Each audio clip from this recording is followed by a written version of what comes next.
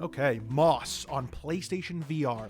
So, just off the bat, this game is not a PSVR exclusive. It's on essentially every VR market. It's on Oculus, Valve Index, whatever your VR of choice is. I just happen to have the PSVR, so that's what I'm using to play. I want to try to make this review mainly about the game itself, but before, I need to air a few grievances about the PlayStation VR.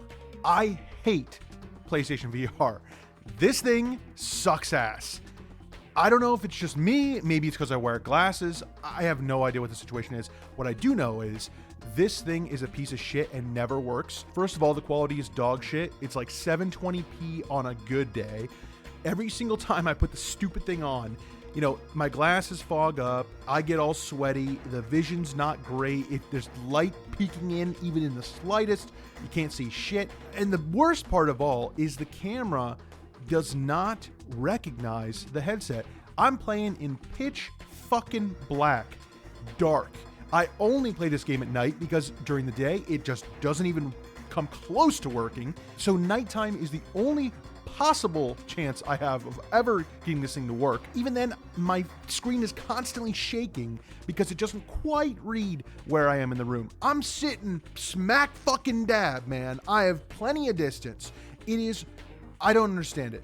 And I'm not here to complain about it because it's about the game, it's not about this, but I just want to say PSVR can go fuck itself. The new one, though, hopefully is good. Now, Moss. What can I say about this game? This game is a 2D platformer, side-scroller, in a certain sense, because when you're playing in VR, you really feel like you get a wide scope of what the game is giving you here. I find in a platformer, it actually adds another element, an extra dimension that you can see and peek around corners and look in areas you might not have been able to see otherwise. I have to give this game credit. Absolutely love the characters. The story was interesting. This game is not super long, probably a 3-hour playthrough, 4 hours maximum if you're really peeking around corners and taking your time. But for the most part, it is a short experience. My only real negative on the game itself would be that the ending is kind of just a non-ending. It really is a to be continued, which I understand they are making a second game. So that's cool.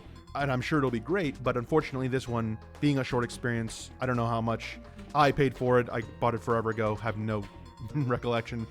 But my favorite part of the game by far was the final sequence. I won't even spoil it, but the final sequence was incredible. I've never been more nervous playing a video game. It truly was the only point where I felt like this could only affect you this way through VR. Most of the experience was a 2D adventure game where VR enhanced the environment. You could look around, things like that. But in the final sequence, I really felt like VR made this 10 times better. And I really fell in love with it towards the end. It's unfortunate the game is so short. I think if it was maybe a 6-hour game, I probably would have think it was, probably the best VR game I've played yet. But being what it is, it's a short experience, but it was a lot of fun. I really enjoyed it, and I would highly recommend it if you have a VR headset. Final thoughts, really loved it, totally enjoyed my experience with it, and very much looking forward to what else VR could possibly offer me. And speaking of that, next time, I'm going to tackle what is my most anticipated VR game of all time. Basically, the game I bought the PlayStation VR for, so I'll see you all then.